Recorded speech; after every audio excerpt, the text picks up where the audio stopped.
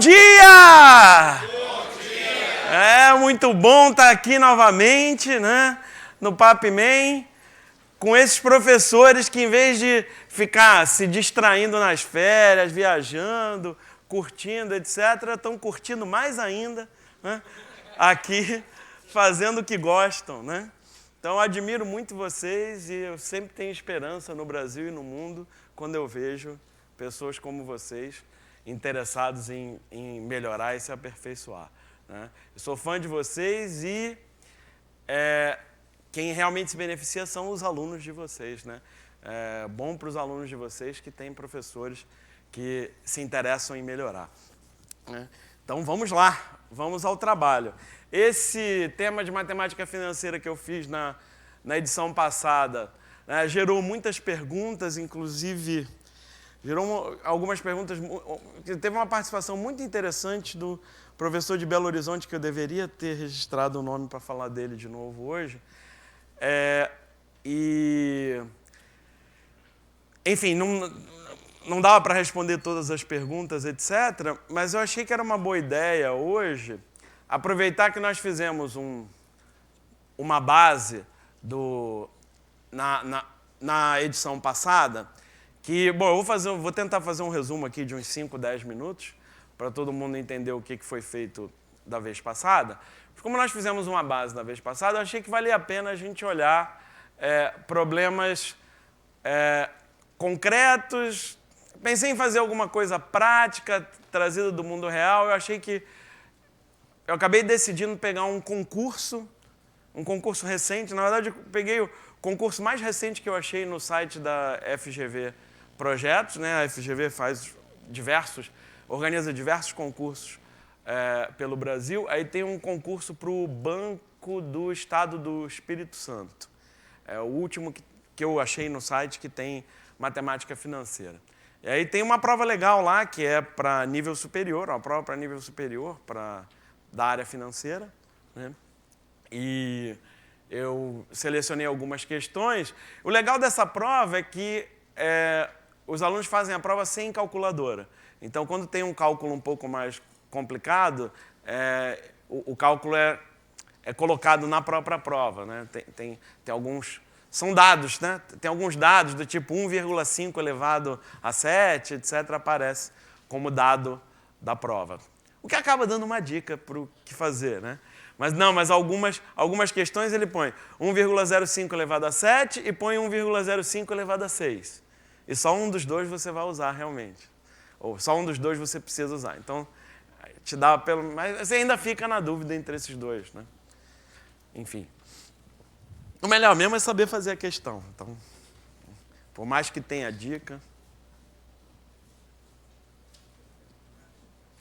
alguém podia fazer isso, né? Fico eu responsável por apagar essa obra-prima. É muito difícil. Isso é muito dolorido. A gente apaga isso aqui.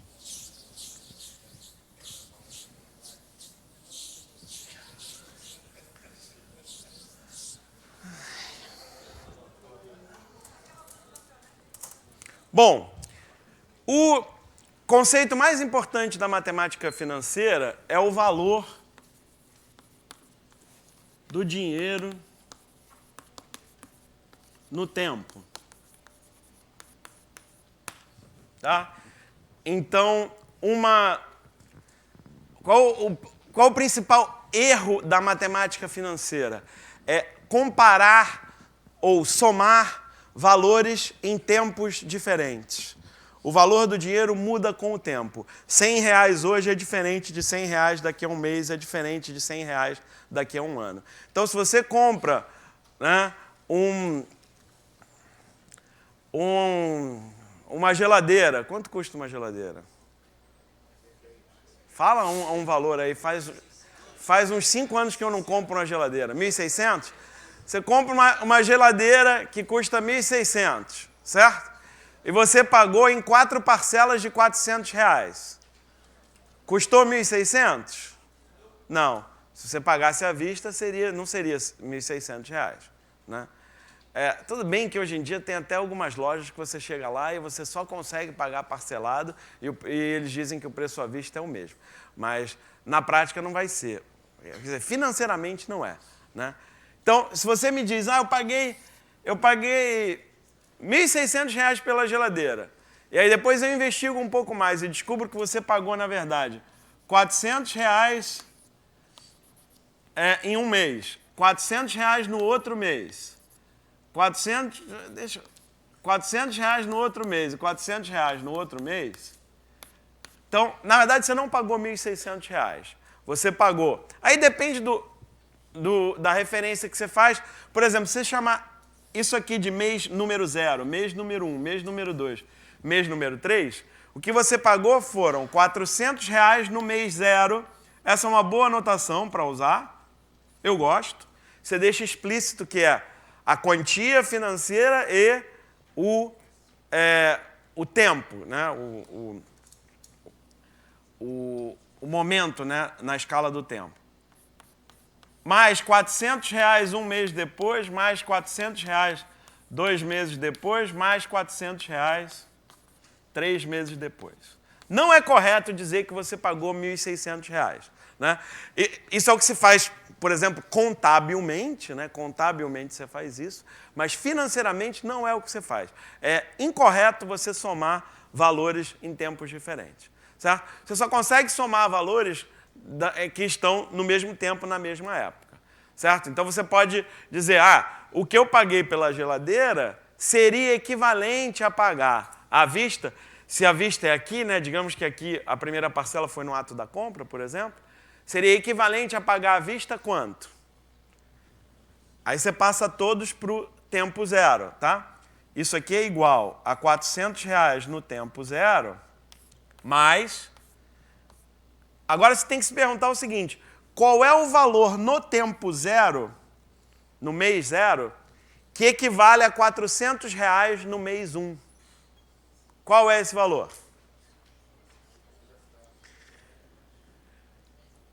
Então, para isso você tem que entender o que acontece com o dinheiro de um mês para o outro, né? O que acontece com o valor do dinheiro de um mês para o outro? De um mês para o outro, você acrescenta a taxa de juros daquele mês. Aí você me pergunta, qual taxa de juros, Luciano? Depende.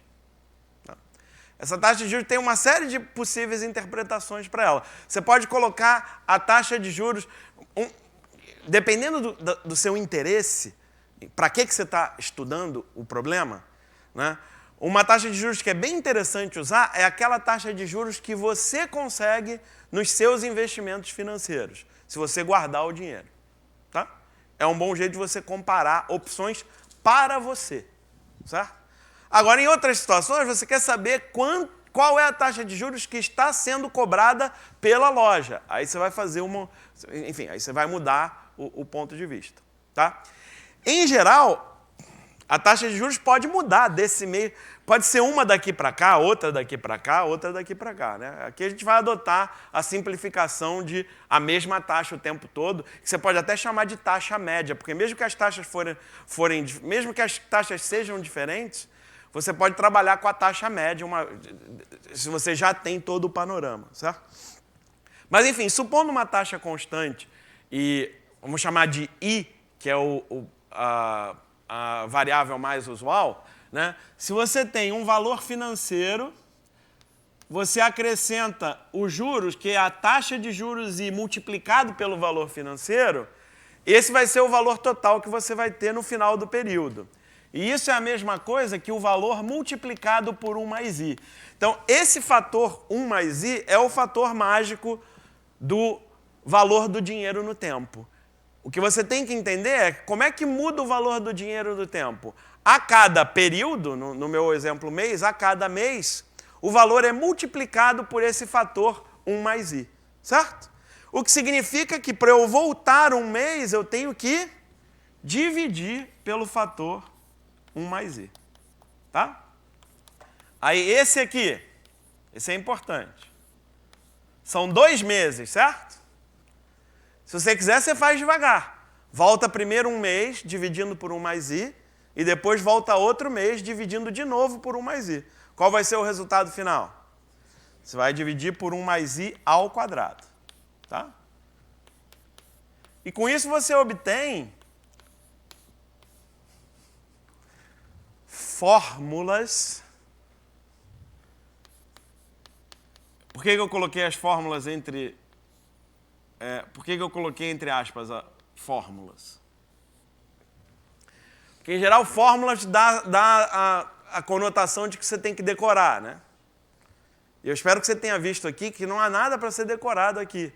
Né? Se você entender o conceito de juros, de taxa de juros, e que o valor do dinheiro muda com o tempo, você vai entender por que a expressão é essa. Certo? Aqui, como todas estão no mês zero, já é desnecessário colocar esses parênteses e esse zero, eu podia já deixar só essa soma.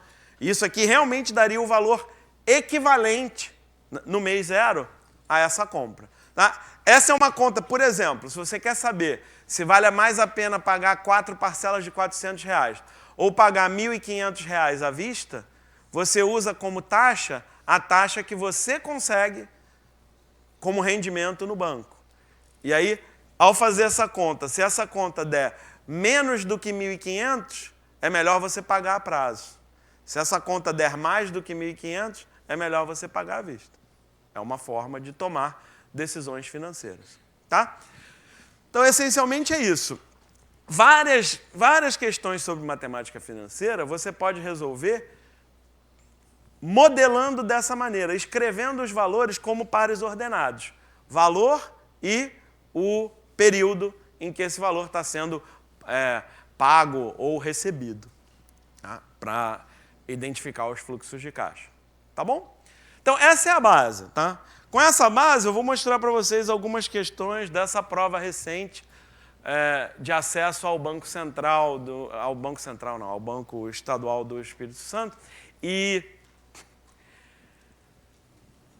de propósito, eu selecionei algumas questões em que você tem algum tipo de nomenclatura que você realmente teria que saber para poder fazer essa prova. Tá? Então, para fazer essa prova, além de saber matemática financeira, você precisa saber alguma nomenclatura ligada à matemática financeira, mas eu gosto de separar.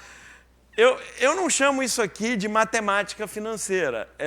É matemática financeira, sim, misturada com uma certa nomenclatura. Tá? A gente poderia colocar o mesmo problema explicando qual é a nomenclatura. Tá? Mas, claro, quem vai fazer uma prova dessa precisa ter contato com a nomenclatura. Tá? Mas o que eu quero que vocês percebam é que é só isso. A única coisa que tem a mais aqui é uma nomenclatura. Não tem nenhum conceito diferente que você precisa saber para resolver esse problema, a não ser entender a nomenclatura. Essa nomenclatura em particular, eu cheguei a comentar, talvez, na sessão de perguntas da vez passada, é uma nomenclatura que eu acho péssima. Porque só pode causar confusão. Eu não vejo que vantagem essa nomenclatura pode trazer. E aí, enfim, alguém mais mal pensado do que eu pode até achar que essa nomenclatura foi criada para confundir as pessoas, já que isso envolve troca de dinheiro, e quando envolve troca de dinheiro, para alguns mal intencionados, ter uma nomenclatura que confunda as pessoas pode ser vantajoso. Alguém mais mal pensado do que eu poderia pensar isso. Eu não penso isso, não. Eu acho que foi acontecendo, né, ao longo do tempo. Talvez por desinformação, alguém começou a usar essa nomenclatura e outra pessoa copiou. Né? Mas eu acho que só causa confusão. Tá? Então, um contrato de empréstimo é firmado com taxa efetiva. Ó, aqui já aparece uma nomenclatura efetiva. Né? O que quer dizer esse taxa efetiva? Quer dizer que é a taxa de verdade. Tá? No regime de capitalização composta, existe outro, de 44% ao bimestre. Entretanto, a redação do contrato não faz referência a qualquer taxa efetiva, e sim a uma taxa trimestral com capitalização mensal. Essa é a nomenclatura que eu, particularmente, acho totalmente inútil, só traz confusão e não traz nenhum benefício. Mas vamos lá. Como isso aparece por aí, aparece em concurso, é legal a gente saber o que significa. O que significa uma taxa trimestral com capitalização mensal? Muito simples. Bom, a gente tem que dizer qual é. Vamos pegar a letra A, que é um número redondo. A letra A, uma taxa trimestral de 60% com capitalização mensal significa o seguinte: você pega os 60%, que é a taxa trimestral, trimestral são 3 meses. Se você quer capitalização mensal, você vai dividir os 60 por 3. O que significa essa conta financeiramente? Nada. Nada. Financeiramente ela não significa nada. Mas é o significado daquela nomenclatura, alguém que inventou. Tá? Eu estou resolvendo esse problema, eu entendo a nomenclatura e aí uso meus conhecimentos de matemática financeira para resolver o problema. Então, dizer 60% trimestral com capitalização mensal é a mesma coisa que dizer 20% ao mês. Tá? É um jeito confuso, complicado e, na minha opinião, inútil de dizer 20% ao mês. Tá? Eu confesso que eu não olhei recentemente a regra da caderneta de poupança, por exemplo. Né? Mas a regra da caderneta de poupança, é possível que seja a mesma ainda, fala alguma coisa de 6% ao ano com capitalização mensal, ou algo equivalente. Porque fala em 6% ao ano, mas não é 6% ao ano, é 0,5% ao ano, mais alguma correção. É 0,5% ao mês, perdão, mais alguma correção. Né? Ainda é assim a regra da poupança hoje? Como é que está? Já mudou, né? Essa é a poupança antiga. A antiga, né? Isso. Perfeito, como eu disse, eu não estou atualizado com poupança, porque, entre outras coisas, financeiramente, a poupança, a gente sabe que é um investimento muito ruim. Né? Então, existem basicamente, qualquer título do Tesouro Nacional, bom, qualquer não, um título do Tesouro Nacional pós-fixado, porque é o que vai te dar menos risco, ele vai te dar rendimento superior à poupança com essencialmente o mesmo risco, que é o risco do governo. Tá? Bom, mas eu estou mudando de assunto. No problema 1, a gente lê e entende o que ele tá dizendo. A gente lê e ele está dizendo que ele quer uma taxa trimestral com capitalização mensal de. Tá? Então, o que eu tenho que... A minha resposta tem que ser o quê? Tem que ser um número que, dividido por 3, vai dar a minha taxa mensal, certo? Então, o que eu faço primeiro? Eu calculo a taxa mensal, ok? Então, vamos calcular a taxa mensal, certo? Se a taxa mensal a gente chama de I, certo? Qual é a taxa bimestral? Porque ele fala que a taxa bimestral é 44%, certo? Bom, como é que você calcularia a taxa bimestral? Você vai ver o que acontece com o dinheiro em 2 meses, certo? O que acontece com o dinheiro em 2 meses? Ele vai ser multiplicado por quanto? Então, em 2 meses, o dinheiro vai ficar multiplicado por 1 mais I, certo?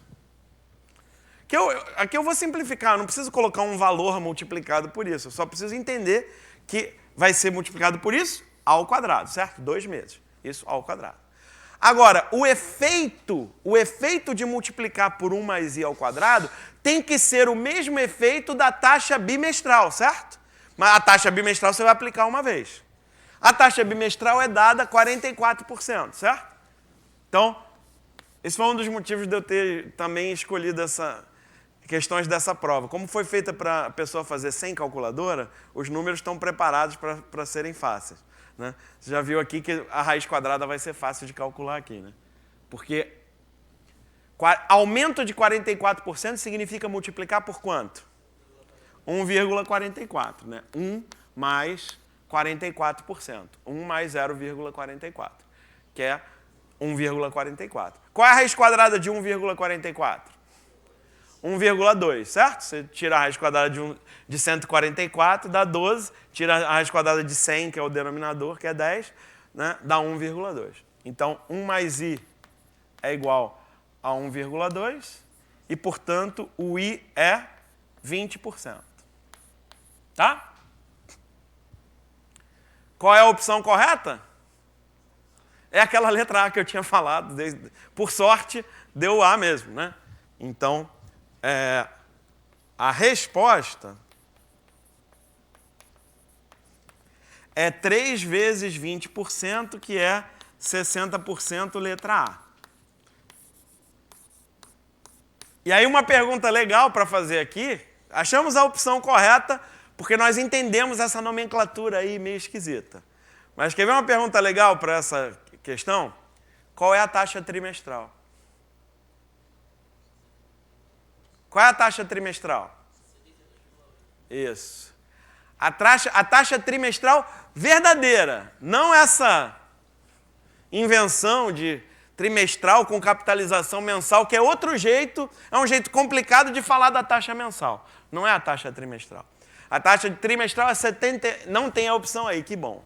Pelo menos eles não foram maldosos a ponto de colocar essa opção aí. Né? 72,8 que você fez como? Você fez 1,2 elevado ao cubo, né?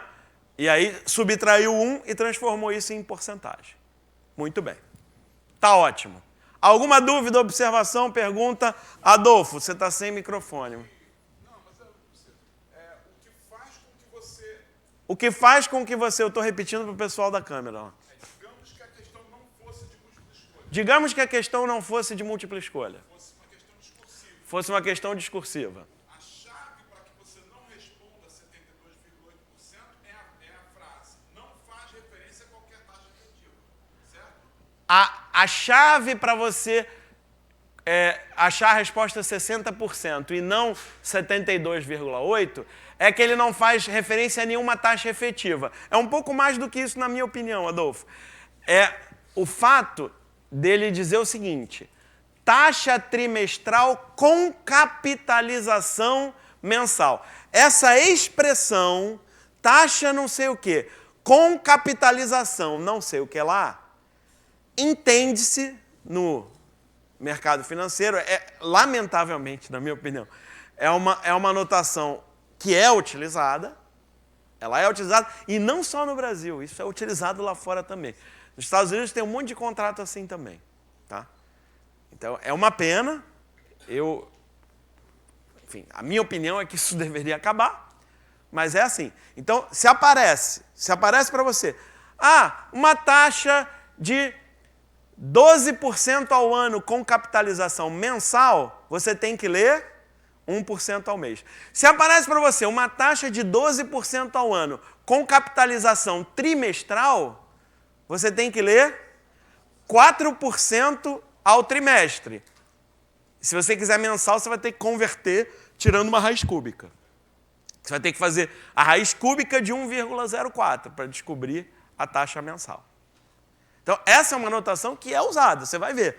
E tem contrato. Eu trabalhei uma época com uma empresa de educação financeira.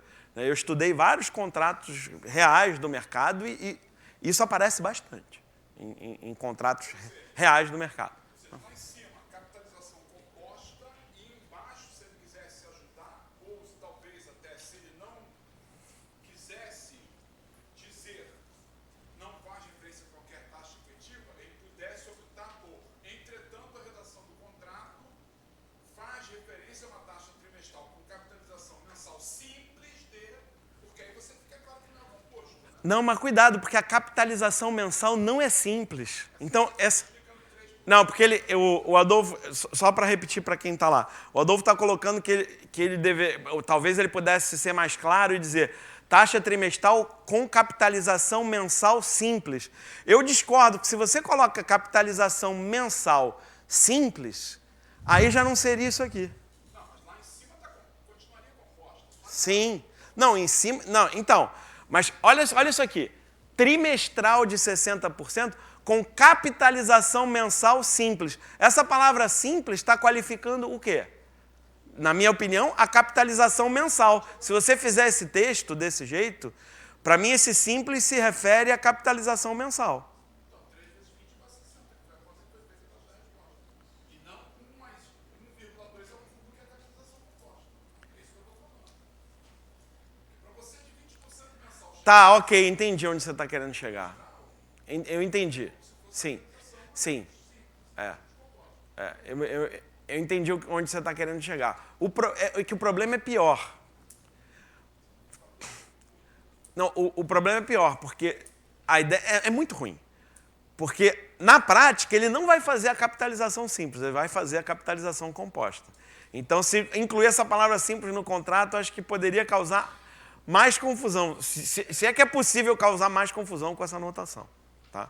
Bom, de novo, eu nem tenho muita intenção de ficar discutindo muito a anotação, eu prefiro discutir matemática. E para mim é o seguinte, vamos entender que quando eles escrevem isso, eles querem dizer aquilo. E assim, lamentavelmente isso está escrito por aí. Eu acho que quanto mais gente preparada, que entenda de fato matemática financeira, estiver trabalhando em instituições financeiras, mais claros serão esses contratos. Tá?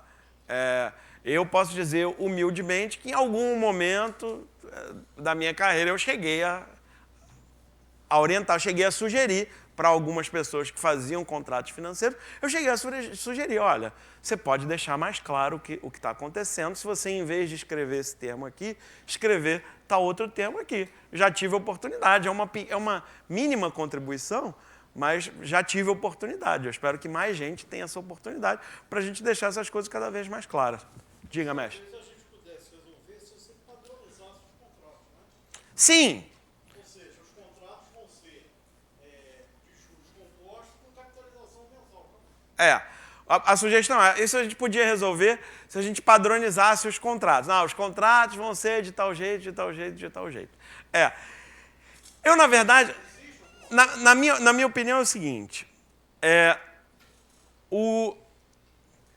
a gente tentar obrigar as pessoas a fazerem de tal jeito é sempre muito mais difícil do que a gente, na verdade, devagar, a gente expressar a nossa opinião técnica bem fundamentada para que cada vez mais isso vá mudando. Né? Então, eu acho mais difícil. Padronizar, mas aí quem vai padronizar e tal? Eu prefiro acreditar que pessoas como vocês que estão interessadas em melhorar e se aperfeiçoar vão ser cada vez mais e os alunos de vocês também vão estar mais bem preparados e com o tempo o próprio mercado vai dizer, é melhor a gente fazer desse jeito. Tal. Bom, mais um? Legal, esse gerou mais discussão do que eu imaginava, mas a ideia era essa mesmo, né? Mostrar para vocês que tem umas nomenclaturas aí, tá? Então, um título, outro de nomenclatura. Um título é resgatado 5 anos antes do seu vencimento pelas regras do desconto comercial composto. Então, é isso, o desconto, o professor, talvez ele esteja assistindo agora também, o professor lá de Belo Horizonte, me fugiu o nome dele, eu encontrei pessoalmente com ele numa palestra que eu dei em Campos, foi muito legal, contribuiu também com a minha palestra lá, mas ele mandou, na pergunta dele, ele mandou todas as regras dos descontos, foi legal porque eu pude ler e lembrar ou entender. Já tinha esquecido tudo, procurei na internet de novo antes de vir para essa aula, para ver o que significava isso. Tá? Então, tem 4 nomenclaturas, não são 4 não, porque cada uma delas acho que tem 2 nomes. Então, digamos, tem umas 8 nomenclaturas diferentes circulando no mercado sobre desconto. Que é outra coisa que eu acho uma aberração, só causa confusão. Tá? Então, aqui você tem que saber. Você tem que saber o que significa desconto comercial composto. Então, o desconto comercial composto significa o seguinte. Agora eu emprestei R$1.000 para o Adolfo, tá? E ele vai me pagar daqui a 1 ano, tá? Não, Ele falou, é ruim. Não, melhor dizendo, eu emprestei uma grana para o Adolfo, que você não sabe quanto é ainda, mas ele me prometeu pagar R$1.000 daqui a um ano. Tá? Eu emprestei um dinheiro para ele, e ele assinou um papel, então eu tenho um papel aqui do Adolfo que diz que ele vai me pagar R$1.000 daqui a um ano. Tá? O que eu posso fazer? Eu falo, estou precisando de dinheiro. Eu chego no Adolfo, Adolfo, adianta para mim aquele dinheiro ali que você está me devendo. Ele, Luciano, não tem dinheiro não, agora não tem. Daqui a um ano eu vou te pagar. Aí eu posso ir a um outro colega, a uma empresa, a um banco, né? Banco, posso ir a um banco. Né? E dizer, olha só, eu tenho esse papel aqui que diz que o Adolfo vai me pagar R$1.000 daqui a um ano. Quanto você me dá por esse papel hoje? Eu te vendo o direito de receber esses R$1.000 do Adolfo daqui a um ano, eu vendo para você agora. Quanto você me paga agora? Aí o banco diz o seguinte, sim, nós fazemos essa operação, nós usamos o desconto comercial composto de 10% ao ano. O que ele está me dizendo? Ele está me dizendo algo muito simples, que ele vai descontar 10% desses R$1.000, já que é daqui a um ano. E se fosse R$1.000 daqui a 2 anos? Como é composto, daqui a 2 anos o processo seria o seguinte. R$1.000 daqui a 2 anos, se eu tivesse pedindo isso um ano antes, ou daqui a um ano, eu receberia R$900, que é o desconto de 10% em cima dos 1.000. Como eu estou pedindo um ano antes dos R$900, aí o desconto de 10% incide de novo, mas agora sobre os 900. É tipo juro composto, só que com desconto. É isso que significa o desconto comercial composto. Tá? De novo, isso é matemática financeira? Não! Isso é uma regra que o banco tem lá para te dizer quanto ele vai te pagar se você quiser descontar uma duplicata, uma nota promissória. É uma regra do banco que ele resolveu chamar de desconto comercial composto. Tá? Esse tipo de coisa está nos livros de matemática financeira, claro, porque é uma prática do mercado. Mas para mim isso deveria ser exercício de matemática financeira. Exercício. Olha, tem uma prática no mercado chamada desconto comercial, que é assim, a regra é essa. E aí você faz a pergunta. Que a pergunta desse enunciado é uma pergunta legal, mas não é a mais legal. A pergunta mais legal, talvez eu até deixe você responder a pergunta você mesmo aí da questão. Tá? Tem uma pergunta muito mais legal do que a pergunta dessa questão. Qual é a pergunta mais legal? Que pergunta você acha legal aqui?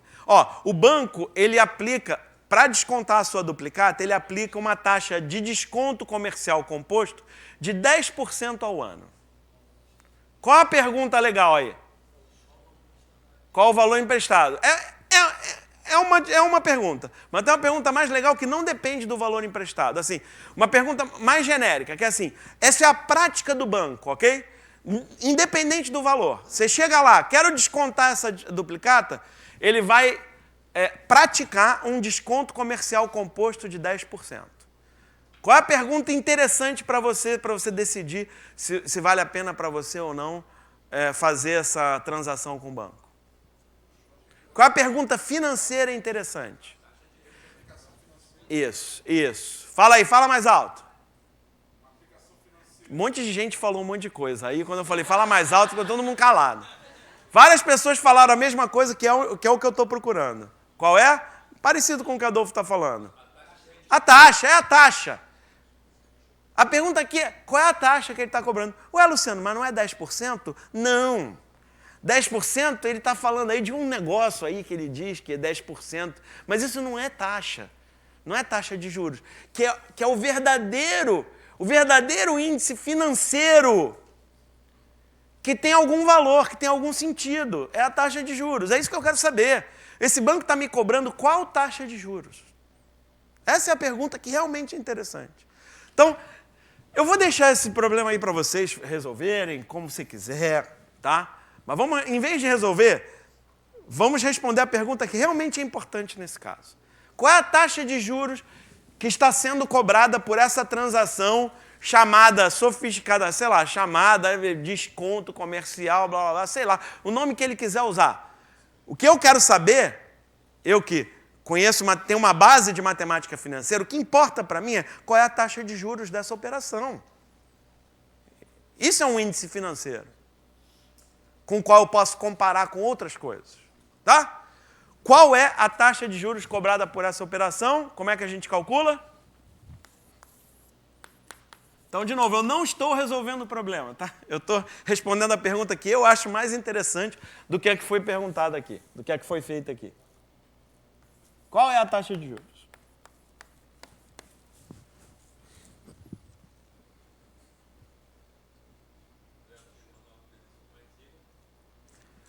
Muito bom. 0,9 vezes 1 mais i igual a 1. Excelente. Muito bom. Ou, em outras palavras, para eu obter a taxa de juros, quando eu tenho uma taxa de desconto, basta eu pegar o fator do desconto, porque o desconto também é multiplicar o valor total por alguma coisa, e inverter. O inverso do fator correspondente ao desconto vai ser o fator da taxa de juros. Quanto dá isso? Essa é uma continha bem fácil de fazer, né? Porque 10 dividido por 9 dá 1, sobra 1, aí dá 10 de novo, dá 1, sobra 1, isso é o quê? 1,111 dízima, certo? Então, resposta, qual é a taxa? 11,11. Aí, vê quantas casas decimais você quer colocar. 11,11% é a taxa de juros anual, certo? Pergunta, você vê algum motivo para uma empresa financeira, um banco, né, uma factoring, uma empresa que faz esse tipo de transação, utilizar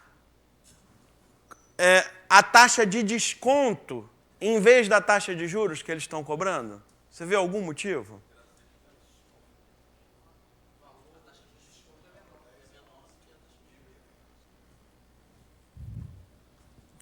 Vamos fazer mais um?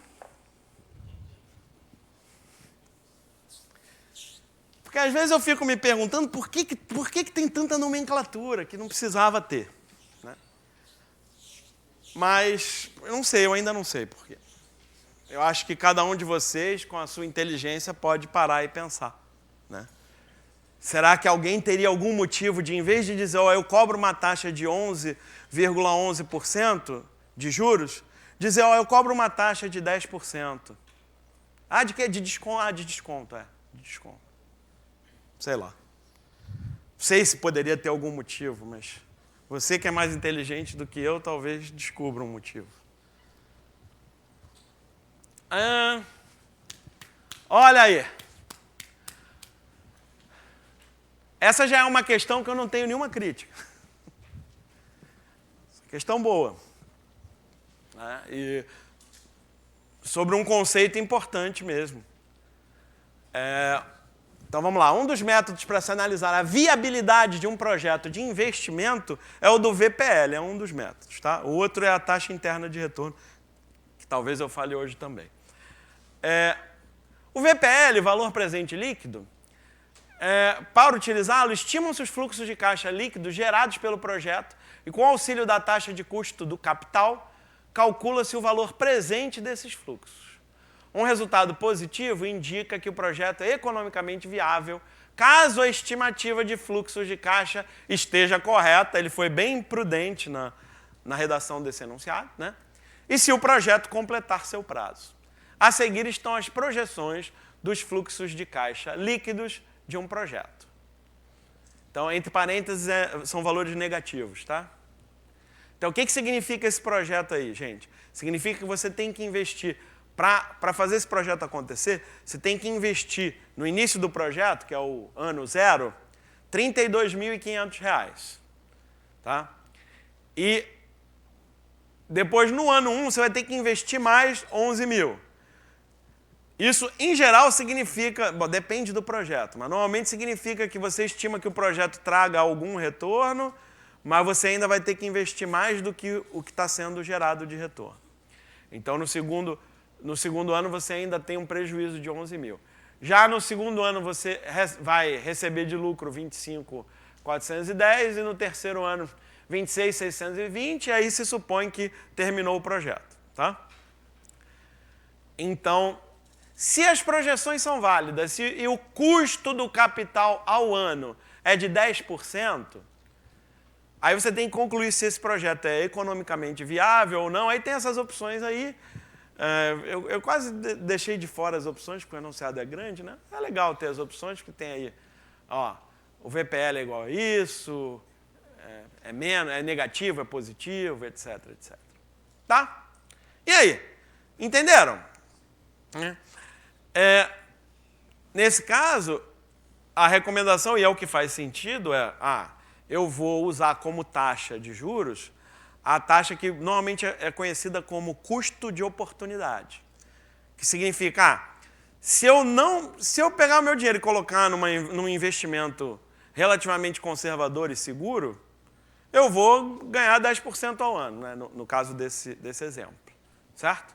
Então, deixa eu ver se, com esse projeto, o meu retorno final vai ser maior, né, do que a taxa que não tem risco, ou menor. Um método para fazer isso é calcular o valor presente, né, líquido.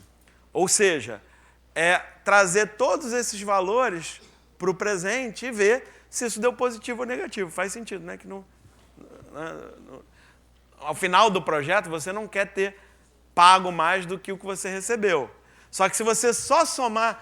Lembra que eu falei no início da aula? Se você só somar esses valores, você está cometendo um erro financeiro grave, que é somar valores em épocas diferentes.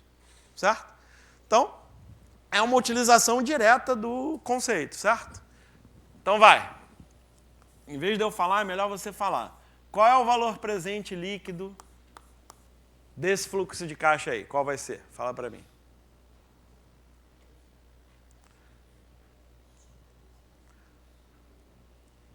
Ó, você podia começar escrevendo isso aqui, né? Acho que vale a pena, vamos fazer. Então, aqui eu não estou pensando, eu só estou interpretando o enunciado. Menos 32.500, zero. Somado com menos 11.000,1. Somado com 25.410,2. Somado com 26.620,3. Esse é o valor presente líquido, certo? Não exatamente, né? Já que eu fiz assim, eu tenho que...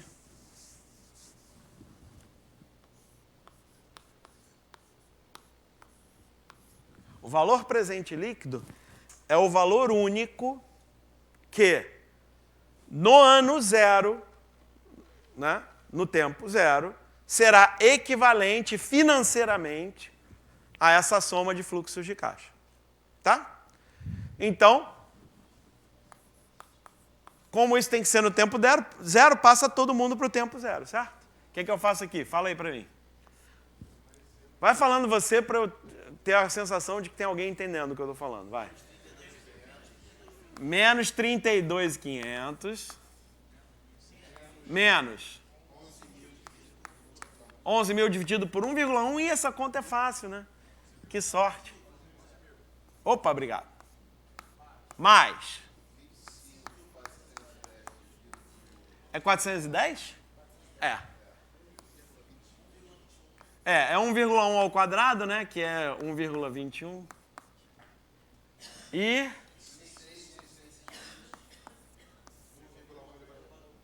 1,1 elevado ao cubo, que é 1,331. É o triângulo de Pascal certinho, né? É 1, 2, 1, depois 1, 3, 3, 1. Depois vai ser 1, 4, 6, 4, 1, né? No 5 é que vai começar a ter... vai 1, né? Aí bagunça um pouco. Mas os primeiros são fáceis. É só lembrar do triângulo de Pascal. Certo? E essas contas parecem que estão feitas para serem fáceis de fazer na mão, né? Porque essa é fácil, imagino que essa também seja, etc. Então, você já fez? Quanto deu? Menos 1.500? Todo mundo achou isso? Beleza.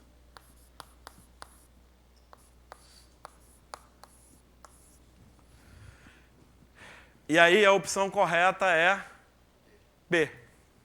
Certo?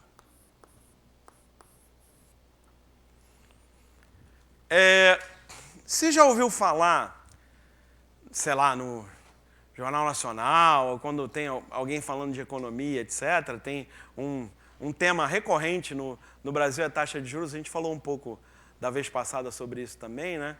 Eu comentei um livro que eu acho bem legal, do Eduardo Gianetti, que é O Valor do Amanhã e tal. E aí, em que tipo de país normalmente você tem taxa mais alta, taxa mais baixa, etc. Então, quando você tem uma taxa de juros menor da economia, você já ouviu falar que isso favorece investimento em produção? Então, está aqui um exemplo de o porquê disso, né? Por que, se você tem uma taxa de juros menor no mercado, você favorece investimentos em produção? Porque um investidor, quando vai tomar uma decisão como essa aqui, né, será que vale a pena me oferecer esse projeto aqui? Aí eu faço um estudo do projeto e digo, eu acho que esse projeto pode gerar esse valor aqui no segundo ano, esse valor no terceiro ano, se eu investir tanto, tá? E aí você está confiante de que essa é uma boa estimativa, tá? E aí você vai decidir, será que eu vou investir ou não? Certo? Repara, você concorda que quanto maior for essa taxa aqui, quanto maior for esse fator, tudo bem, você vai diminuir aqui esse investimento também, mas como os retornos são mais no longo prazo, você vai diminuir mais os retornos, você vai diminuir mais os fatores positivos, certo? Enquanto que se essa taxa for pequenininha, por exemplo, se isso aqui for 1, se for a soma aritmética simples, deve dar positivo, né? Estou imaginando que dê positivo. Se você fizer a soma aritmética simples, dá positivo. Então, o conceito é esse. Quanto maior a taxa de juros que você consegue por um investimento sem risco, menor é o estímulo, menor é o incentivo para que haja investimento em produção, investimento em projetos, digamos, que são mais arriscados, né? Necessariamente mais arriscados. Tá? E aí, um fator possível, uma técnica possível financeira para avaliar investimentos é essa, do valor presente mínimo, presente líquido. Ali você coloca a taxa de juros, que é o que a gente chama o seu custo de oportunidade, que é o que você consegue fazer o seu dinheiro render sem correr risco, ou sem correr muito risco. Tá? Tinha uma pergunta por aqui. Diga.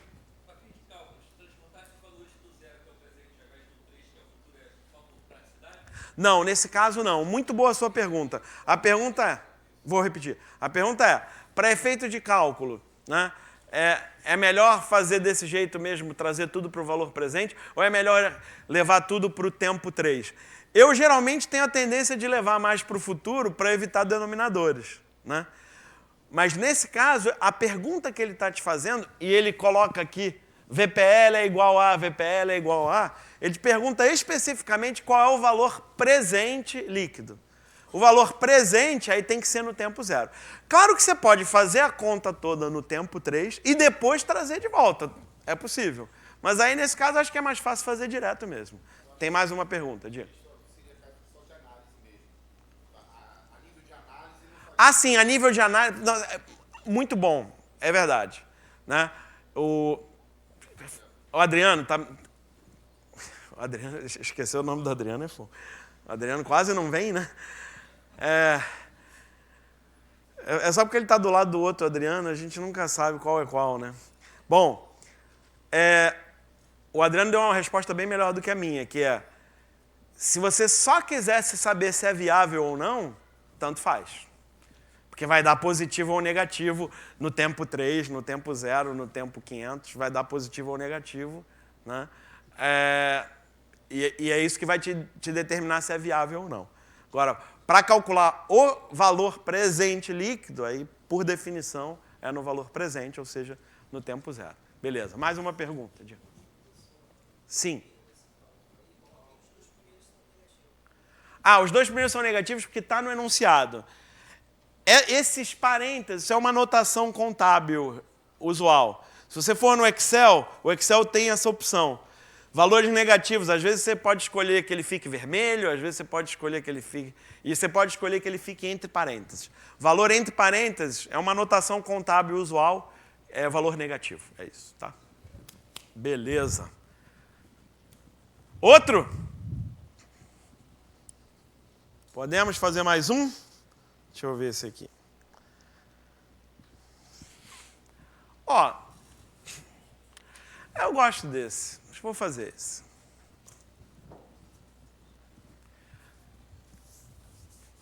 Esse é mais um que envolve uma nomenclatura, né?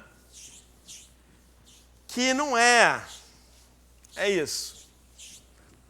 Realmente não envolve nenhum conhecimento técnico importante de matemática financeira mesmo.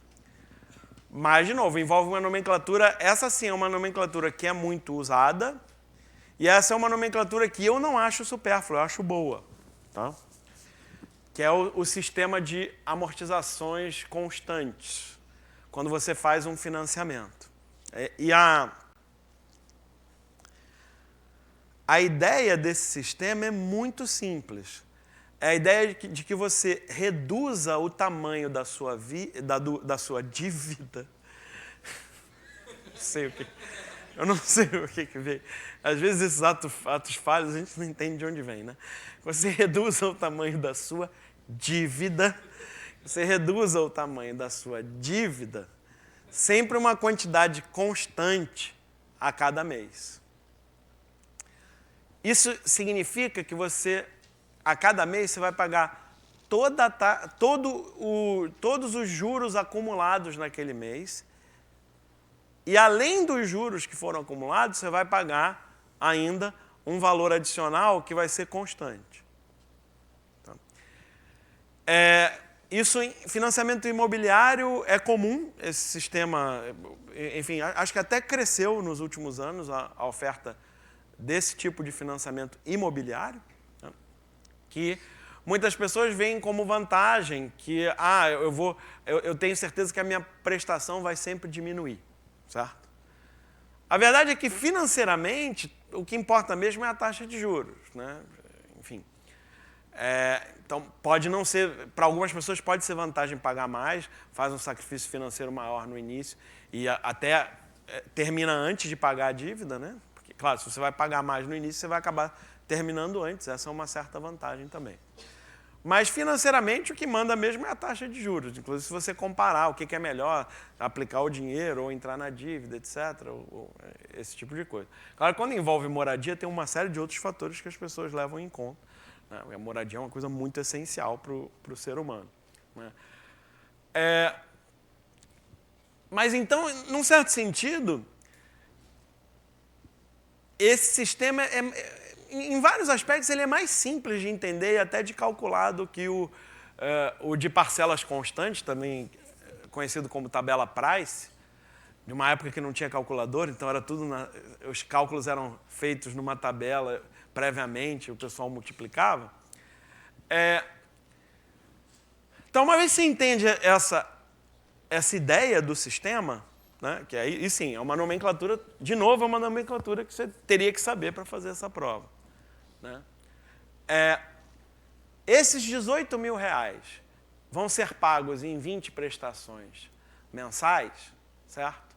Isso significa que, além dos juros que vão ser acrescentados a esses R$18 mil, você vai ter que pagar R$900 por mês. Que é 1.800 dividido por 20, porque são 20 prestações. Como as 20 prestações, a ideia é que você abata o valor da sua dívida, sempre uma quantidade constante, certo? A dívida de 18 mil vai ser paga, o que normalmente, contabilmente, a gente chama isso de principal da dívida. É o valor sem juros, tá? É conhecido como principal. Essa separação em juros em principal, financeiramente, ela nem faz muito sentido, não. O que faz sentido, ela faz sentido legalmente, faz sentido contabilmente. Mas financeiramente não faz muito sentido, não. O que faz mais sentido financeiramente, ou na matemática financeira, é esse tipo de coisa, essa equivalência entre os valores em diversas épocas. Tá? Mas nesse exemplo, enfim, como o conceito é você diminuir o principal da dívida uma quantidade constante, aí faz parte desse conceito você entender a diferença do principal e dos juros. Tá? Então aqui você sabe que a sua parcela tem que diminuir R$900, desculpa, a sua dívida tem que diminuir R$900 todo mês, certo? E ele está perguntando qual vai ser a diferença entre os valores de duas prestações consecutivas. Claro que você pode calcular a primeira prestação, a segunda prestação, é bem fácil de calcular a primeira e a segunda, e só subtrair uma da outra para achar a resposta, certo? Mas tem um jeito mais rápido aqui, que é pensar o seguinte, você tinha uma dívida, tá? Era 18 mil, mas não importa muito qual era ela no início, no tempo 0, tá bom? Aí o que aconteceu no tempo 1? Aqui vale a pena separar, né? No tempo 1, houve um acréscimo de juros aqui, certo? E que o que você tem que lembrar é que esse juro é proporcional ao que está aqui. Bom, na verdade você sabe exatamente quanto é. É 3% do que está aqui, certo? Só que aí na hora de pagar, você paga não só todo o valor dos juros, mas você paga aqui R$900. A gente sabe que isso é exatamente R$900, tá? Porque é 1/20 do valor do principal. Então, tudo isso você vai pagar no primeiro mês, certo? E agora, você vai para o segundo mês. O que vai ocorrer no segundo mês? Você vai pagar. Né? Bom, se você pagou isso aqui, o que ficou daqui para baixo é a sua dívida nesse ponto, concorda? Agora vai ter juros. O juro vai ser em cima da dívida, certo? Que é esse valor que está para baixo, que era o valor inicial menos 900, certo?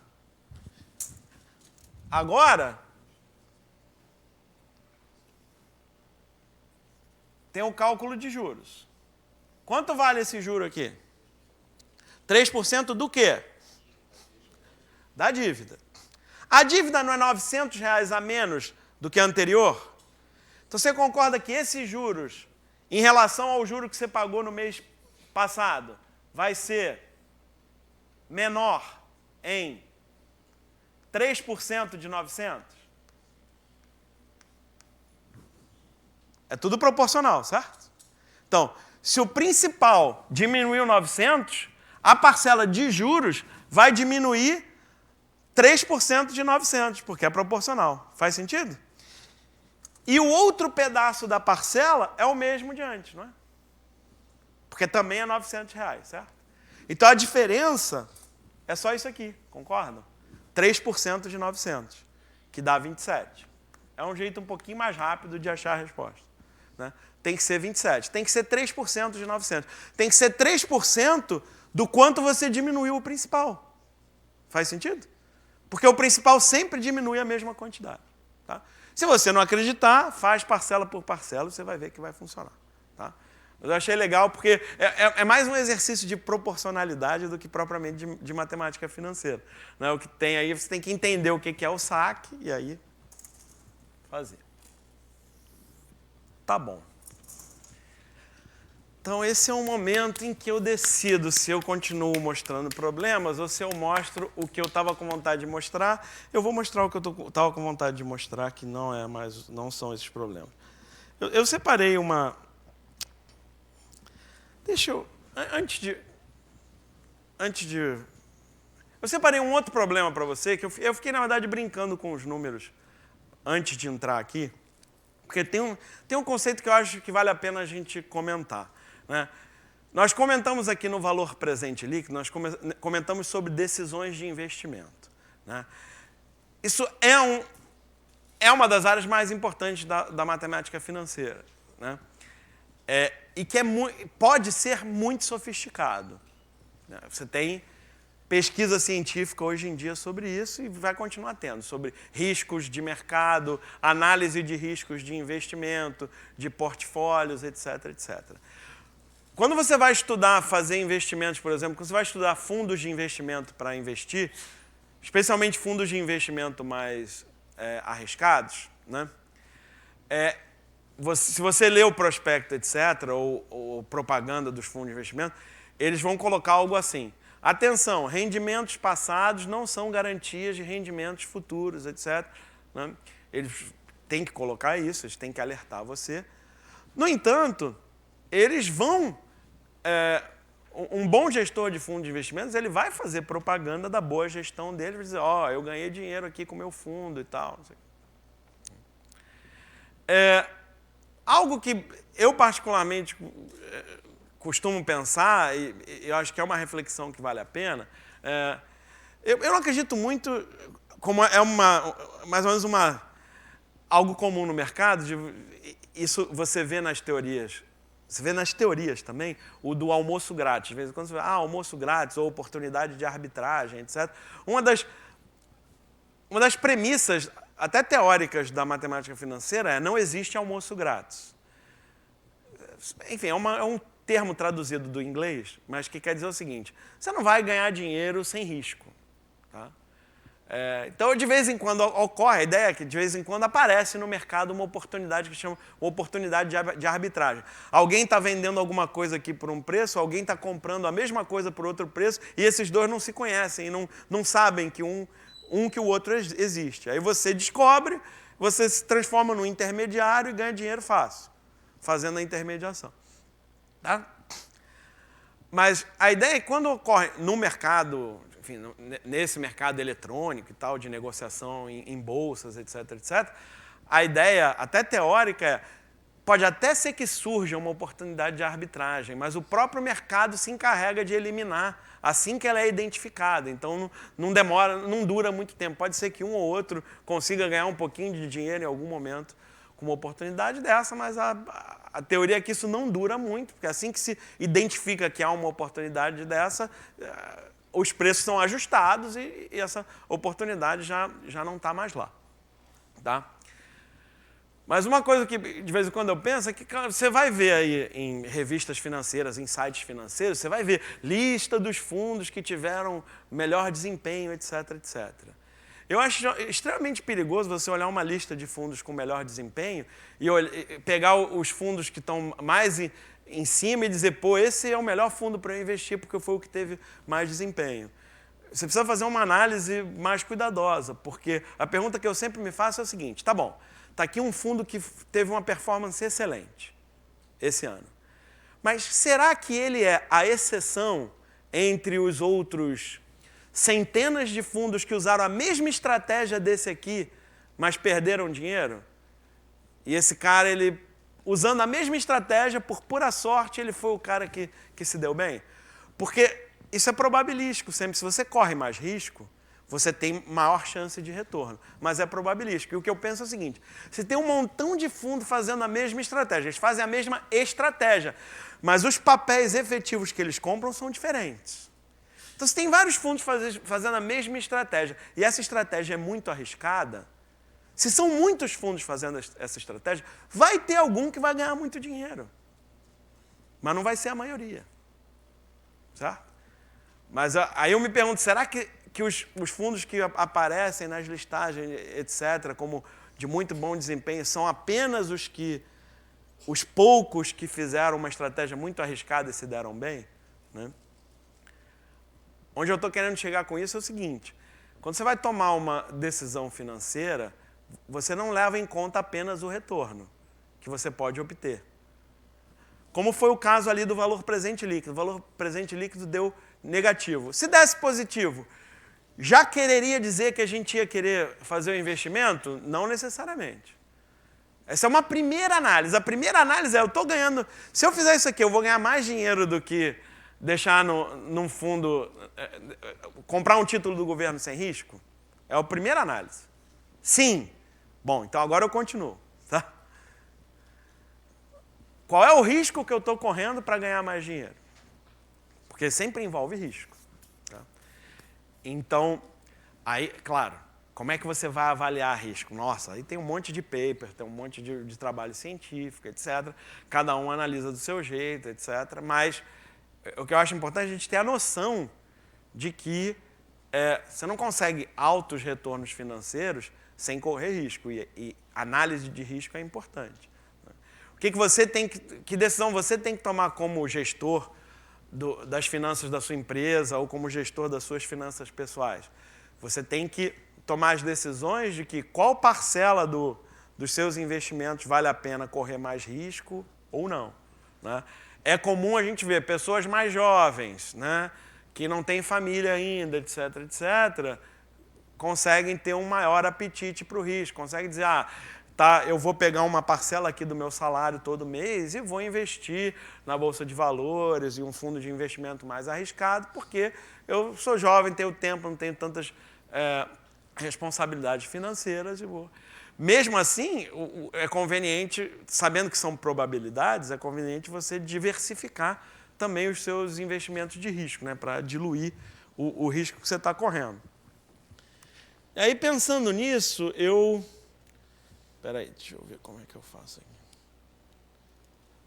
Eu coloquei numa planilha Excel aqui, coloquei a taxa Selic atual, tá? Digamos que essa pode ser a nossa referência de custo de oportunidade. O retorno que a gente obtém anual sobre o nosso investimento sem risco. Tá? Eu coloquei duas opções de investimento. Fiz uma análise, não uma análise, uma exemplificação muito simplificada, né? Mas que tem algum contato com a realidade, tá? Não é totalmente chutado, não. Por exemplo, se você quer investir numa ação ou num fundo de ações, pode ser que o comportamento vai acabar sendo parecido. Os modelos mais utilizados para o comportamento de ações envolvem dois fatores, tá? Um fator que é o fator de crescimento natural e o outro é a chamada volatilidade, que envolve as flutuações para cima e para baixo, que normalmente são consideradas de mesma probabilidade para cima e para baixo. Normalmente é considerada uma distribuição normal. Então, a ideia é, quando você tem uma ação, o modelo mais usado você pega uma linha de crescimento, uma linha de crescimento como se fosse taxa de juros constante, ou seja, uma linha de crescimento exponencial, tá? Em períodos curtos vai ser quase uma reta, mas uma linha de crescimento exponencial, e um fator que vai... um coeficiente que vai fazer ele dar saltos, tá? Tipo um movimento browniano, tipo um movimento de bêbado, né? Que a cada etapa, a cada dia, a cada mês, pode subir e pode descer, e a chance de subir e descer é a mesma, certo? Então, aqui eu coloquei uns valores para essa ação fictícia aqui. Digamos que essa é uma ação que aí cada um tem a sua análise. Você, analisando a ação, você falou, em condições normais, eu acho que essa ação deveria, pelo momento econômico, pela área dessa empresa, eu estimo que, em condições normais, essa ação dessa empresa deveria crescer 20% em um ano. Tá? Agora, devido a essa probabilidade de flutuar, né, eu acho que uma perspectiva muito otimista, se for muito bem, acho que pode dar 50%. E aí o muito mal, eu coloquei os mesmos 50%. Eu coloquei errado, né? Eu devia ter colocado... 50% é 30 acima, né? Eu coloquei errado aqui. Eu devia colocar, em relação à média, a mesma flutuação, né? Então, sei lá, vou colocar 70 aqui, para ficar a mesma flutuação. É isso? A flutuação em relação ao normal. Eu fiz besteira. Tava? Não, porque 20 mais 50 dá 70. E 20 menos 50 que é menos 30. Em vez de botar aqui, eu fiz besteira aqui. Não era o que eu queria. A minha ideia é fazer parecido com os modelos que realmente são usados, tá? Que o cenário, em relação... Tem uma curva de referência, que vai ser essa de 20%. E aí a probabilidade de estar acima ou abaixo dessa curva é considerada igual. Tá? Então esse cenário aqui. E aqui eu coloquei uma debênture. Isso aqui é o seguinte. Lá em cima, a Selic, para você conseguir essa taxa, você basicamente empresta o seu dinheiro para o governo. Você compra títulos do governo, certo? Bom, existem empresas privadas que fazem a mesma coisa que o governo, que emitem papéis de dívida, né, para se financiarem.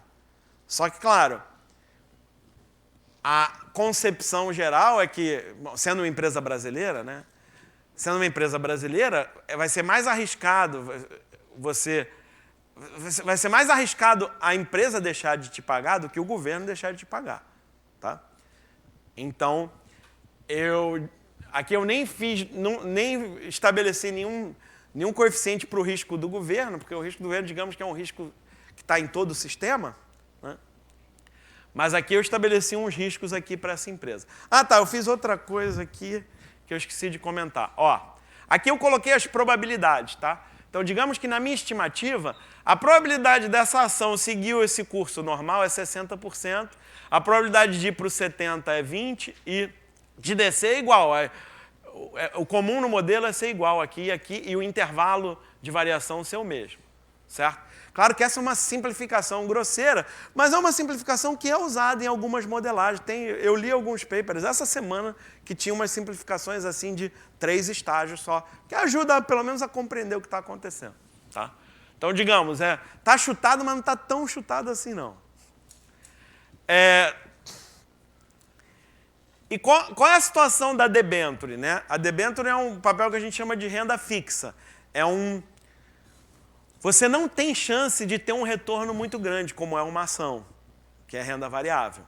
Então, o papel de dívida está escrito lá, eu prometo te pagar 10%. Tá? E aí, em condições normais, você vai receber os 10% e pronto. Mas, pode ser que se você...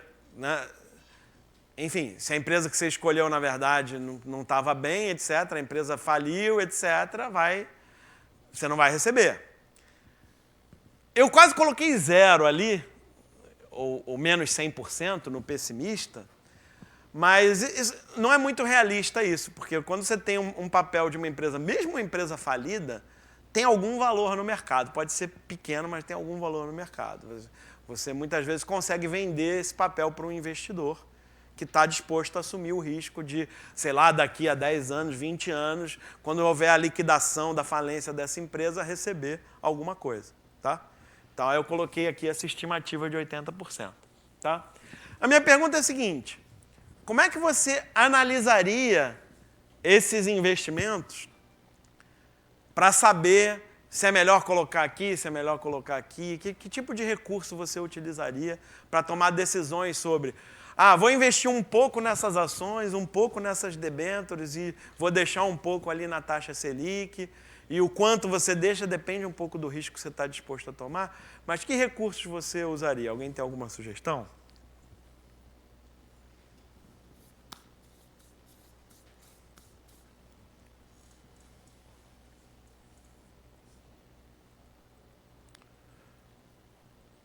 Quando você tem várias possibilidades de alguma coisa ocorrer, certo? Várias possibilidades diferentes, e você quer ter uma noção do que está acontecendo, tem uma primeira medida que te dá pelo menos uma primeira noção, que é uma média, certo? Uma média probabilística a gente chama de valor esperado. Isso aqui é o que é muito utilizado no mercado mesmo para analisar esse tipo de coisa. Tá? Então, aqui eu acabei fazendo, acho que fica mais visual, né? Eu vou sentar e apontar com o mouse que vai ficar mais claro. Bom, esses valores aqui no meio foram só para eu chegar nos outros, tá? Então, aqui é o seguinte. Essa ação, nessas condições, tá? O valor esperado desse investimento é 1.200. Tá? Aí você vai dizer, Luciano, mas se eu investir só nessa ação, tudo bem, o esperado é 1.200, mas pode ser mais, pode ser menos, é verdade. Mas digamos que em vez de ser uma ação, você investe em várias ações de várias empresas similares a essa, para você diluir o risco, né? Aí existe cada vez mais chance de você atingir algo próximo do valor esperado. Porque algumas delas vão bem, outras não vão tão bem, etc. Então, na média, então a expectativa é que, na média, você ganhe, com um investimento de R$1.000, você ganhe 1.200 nessas condições. Tá? E nessa debênture aqui, o governo está pagando 4,5, essa empresa está pagando 10, é muito mais, né? Isso não é muito realista, talvez o risco aqui seja maior. Talvez o risco aqui seja, sei lá, 95, não sei. Tá? Aqui,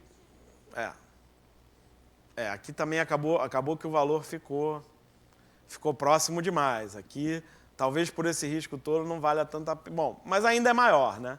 O valor esperado. Mas a ideia aqui é que você pode ir variando essas estimativas. Isso aqui é uma modelagem muito simples que você pode fazer, né? Para pelo menos ter uma noção desse risco e retorno, né, para tomar decisões. Luciano, mas eu não sei avaliar como é que... Bom, ninguém sabe avaliar risco direito, tem paper sobre isso o tempo todo. Mas eu acho que você tem uma noção de que é importante ter essa noção, de ter algum tipo de análise de risco, vale a pena. Aquele fluxo de caixa que a gente viu no exemplo, que a gente calculou o valor presente líquido, aquele fluxo de caixa não é certo, é uma estimativa.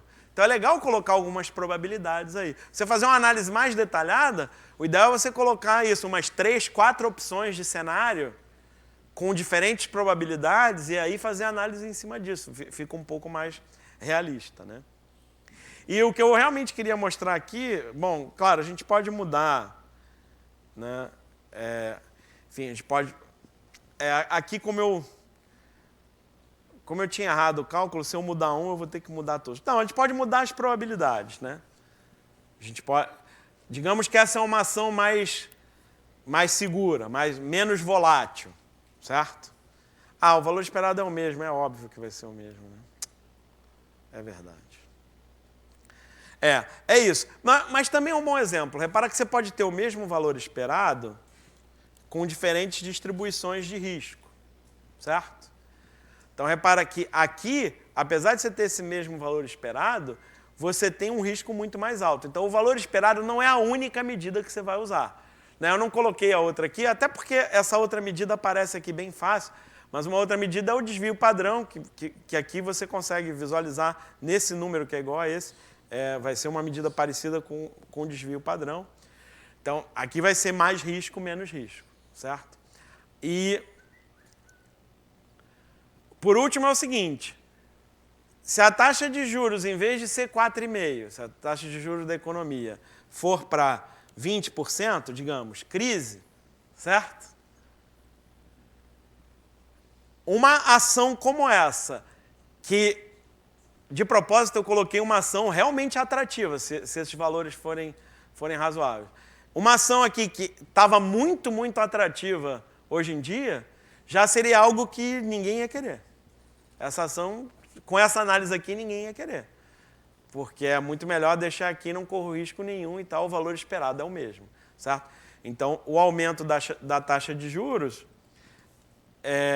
básica da economia diminui o apetite de risco dos investidores, torna, essencialmente, tira dinheiro da economia produtiva, né? Tira dinheiro da área produtiva. Né? Taxa de juros menor, em geral, há mais incentivo para que haja investimento em produção.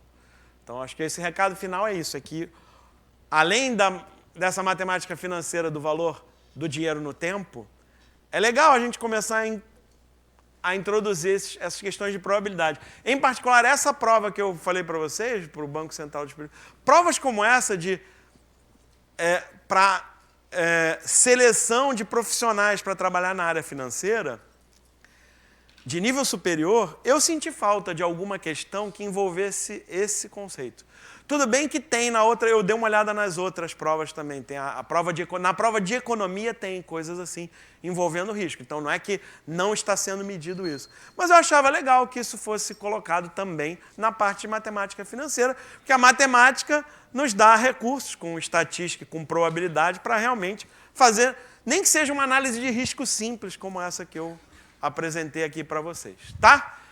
Bom, esse valor esperado, vocês sabem, né? A média ponderada em relação às probabilidades. Tá? Então, eu calculei o retorno do investimento e multipliquei pelas probabilidades. Tá bom? Passei quase 7 minutos, perdoem aí, né? E obrigado pela atenção. E até a próxima. Valeu.